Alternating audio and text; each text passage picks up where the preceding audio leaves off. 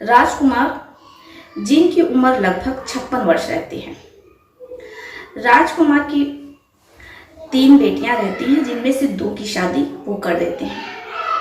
राजकुमार की धर्मपत्नी जो कि सेपरेट रहती हैं, अलग रहती हैं, क्योंकि पति और पत्नी में अक्सर वाद विवाद रहता है।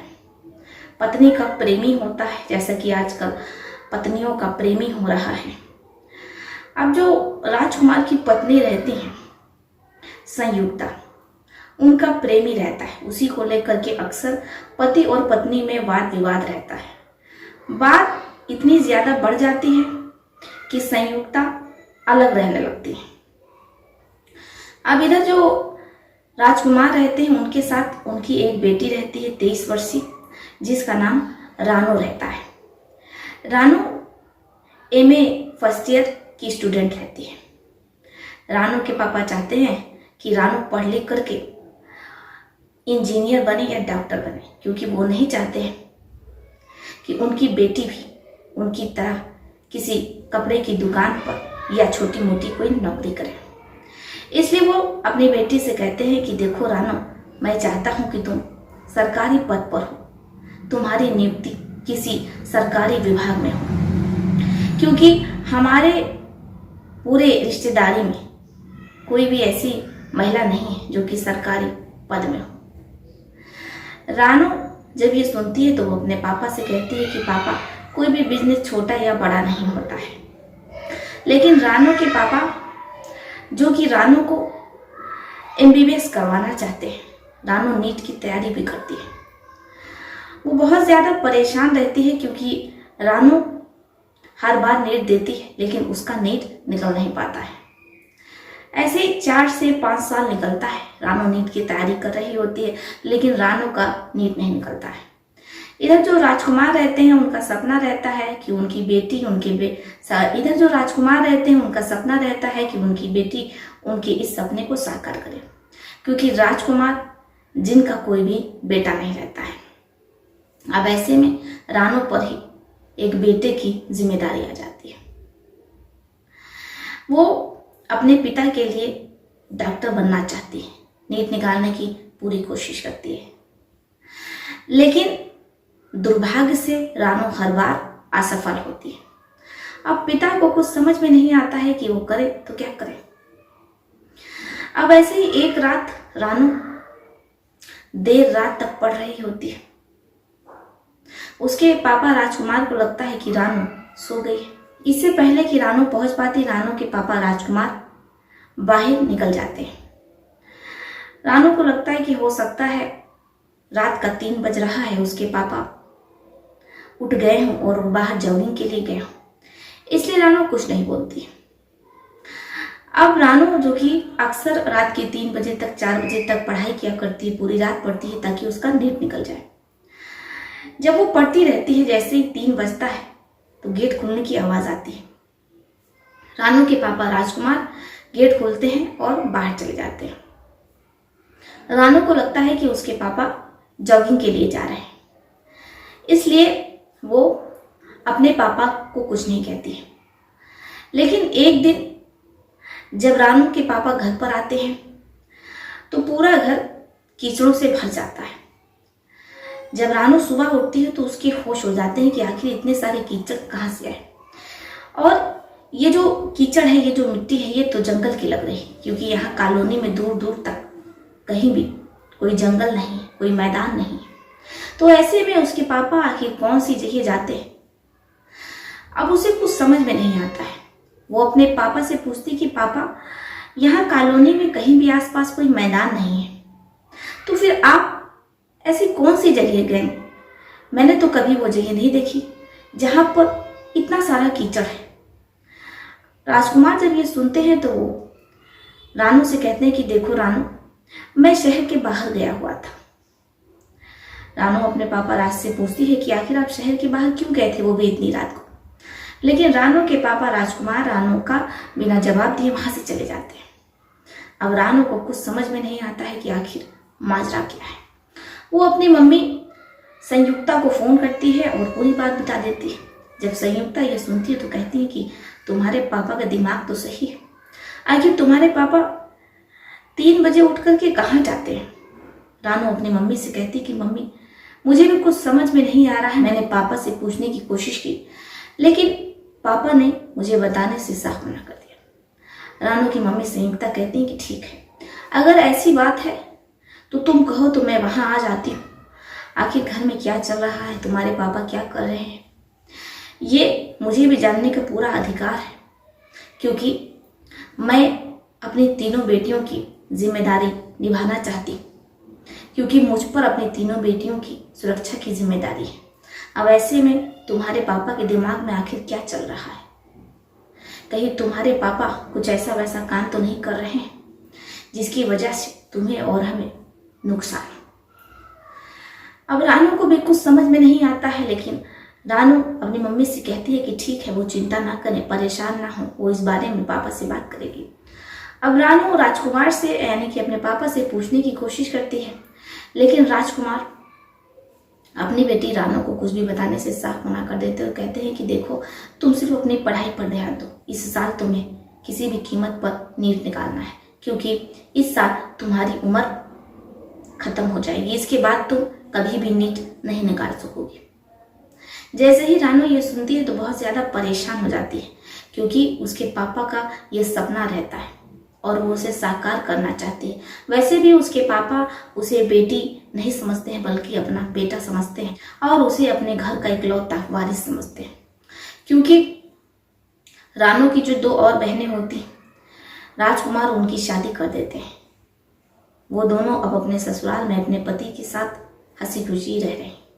अब ऐसे में जो रानू रहती है, चूंकि राजकुमार का कोई बेटा नहीं रहता है, घर की देख रेख के लिए रानू ही रहती है और उसके पिता के गुजरने के बाद जो घर की जिम्मेदारी होगी, पुश्तैनी मकान की देख रेख की, वो सब रानू पर ही रहे। इसलिए उसके पिता, उसके पापा उसे अपना बेटा समझते हैं। वो शादी भी ऐसे लड़के से रानू की करना चाहते हैं जो लड़का घर जमाई बन करके रानू के साथ ही उसके घर पर रहे। रानू भी पूरी कोशिश करती है कि उसका नीट निकल जाए, लेकिन कहते हैं कि जिसके भाग में जितना लिखा होता है, जो लिखा होता है वही होता है। अब रानू पूरी रात पढ़ाई करती है, वो सोती तक नहीं है। बस दिन में 2 घंटे ही वो सो पाती है, चैन की नींद लेती है। लेकिन जैसे ही वो सोती है तो उसके मन में बुरा बुरा ख्याल आता है कि उसके पापा आखिर रात के 3 बजे कहाँ जाते हैं। अब वो ठान लेती है अपने पापा की सच्चाई पता करके रहेंगे। इसलिए जैसे ही रात का 3 बजता है, रानू इंतजार करती है। उसके पापा गेट खोलते हैं। रानू के कान में जैसे ही आवाज जाती है, वो भी दौड़ते हुए अपने पापा के पीछे पीछे जाने लगती है। अब उसके पापा जो कि आगे कॉलोनी से बाहर निकलते हैं तो वहां एक स्कॉर्पियो रहती है सफेद रंग की। रानू के पापा उसमें बैठ जाते हैं। अब रानू को कुछ समझ में नहीं आता है कि वो क्या करे। रानू भी अपनी स्कूटर उस सफेद रंग की स्कॉर्पियो के पीछे दौड़ा देती है। धीरे धीरे स्कॉर्पियो शहर के बाहर निकल जाती है और एक सुनसान रास्ते पर पहुंच जाती है। रानू भी सुनसान रास्तों के बीच गुजर रही होती है। उसे डर भी लग रहा होता है, लेकिन उसे अपने पापा की सच्चाई जाननी थी। इसलिए वो अपनी स्कूटर एक किनारे खड़ी कर देती है और उसके बाद अपने पापा के पीछे पीछे चलने लगती है। अब उसके पापा घने जंगलों के बीच पहुंच जाते हैं। जैसे वो घने जंगलों के बीच पहुंचते हैं, रानू एक पेड़ के पीछे छुप करके बैठ जाती है। जो मंजर वो अपनी आंखों से देखती है, शायद ही वो पूरा जीवन उसे भूल पाएगी, क्योंकि उस जंगल के बीचों बीच जिंदा जीवित इंसानों के शरीर से अंगों को निकाला जा रहा था। अब जो जीवित व्यक्ति रहते हैं उनके हाथ पैर बंधे रहते हैं। जैसे ही रानू अपने पिता को, अपने पापा को ये सब कुछ करता हुआ देखती है तो उसे विश्वास ही नहीं हो रहा था कि उसके पापा आखिर ये सब क्या कर रहे हैं। रानू बहुत ज्यादा डर जाती है। वो घर चली आती है और पूरी बात अपनी मम्मी संयुक्ता को बता देती है। जैसे संयुक्ता ये सुनती है तो वो अपने पति के घर पहुंच जाती है। लेकिन संयुक्ता और रानू ये फैसला करती हैं कि वो किसी को कुछ नहीं बताएंगी। संयुक्ता, जिन्हें अपनी बेटी रानू की बातों पर विश्वास नहीं हो रहा था, वो अपनी बेटी से कहती है कि मैं भी सब कुछ अपनी आंखों से देखना चाहती हूँ। इसके बाद संयुक्ता अपनी बेटी रानो के साथ रात के 3 बजे जंगल की ओर अपने पति का पीछा करते हुए घने जंगलों के बीच पहुंच जाती है और वहां पर वो अपने पति को ये सब कुछ करता हुआ देखती है। वहां ऐसे ना जाने कितने लोग थे जिन्हें बांध करके रखा गया था। उनमें से बहुत से लोग बेहोश थे, कुछ को होश था। संयुक्ता बाकायदा उसका पूरा वीडियो बना लेती है और इसके बाद जैसे ही उनके हाथ अहम सुराग लगता है, वीडियो बन जाती है। वो लोग वहां से भागने की कोशिश करती हैं, लेकिन जैसे ही वो लोग वहां से भागने की कोशिश करती हैं तो जो राजकुमार के आदमी रहते हैं वो उन्हें देख लेते हैं। अब वो लोग संयुक्ता और रानू को पकड़ करके ले आते हैं। राजकुमार कहते हैं कि इन दोनों को खत्म कर दो, क्योंकि राजकुमार को नहीं पता होता है कि उनकी बेटी रानू और उनकी पत्नी संयुक्ता है, क्योंकि रानू और संयुक्ता जिन्होंने अपना चेहरा ढक रखा था। अब जैसे संयुक्ता और रानू को लगता है कि उनकी जान चली जाएगी, इसलिए वो राजकुमार से कहती है कि मैं तुम्हारी पत्नी हूँ और ये तुम्हारी बेटी रानू है, और वो लोग अपना चेहरा खोल देती हैं। अब जैसे ही राजकुमार ये देखते हैं तो उनके पैरों तले जमीन खिसक जाती है। उन्हें कुछ समझ में नहीं आता है कि वो ऐसी सिचुएशन को कैसे हैंडल करे। इधर जो राजकुमार का बॉस रहता है वो राजकुमार से कहता है कि देखो, हमारे धंधे में कोई भी रिश्ते का मोल नहीं, इसलिए तुम्हारी पत्नी और तुम्हारी बेटी को इस दुनिया से जाना ही होगा। लेकिन राजकुमार जो कि अपनी बेटी रानू से बहुत प्यार करते हैं, इसलिए वो अपने बॉस पर बंदूक तान देते हैं और कहते हैं कि मेरी बेटी और मेरी पत्नी यहाँ से सुरक्षित जाएंगी।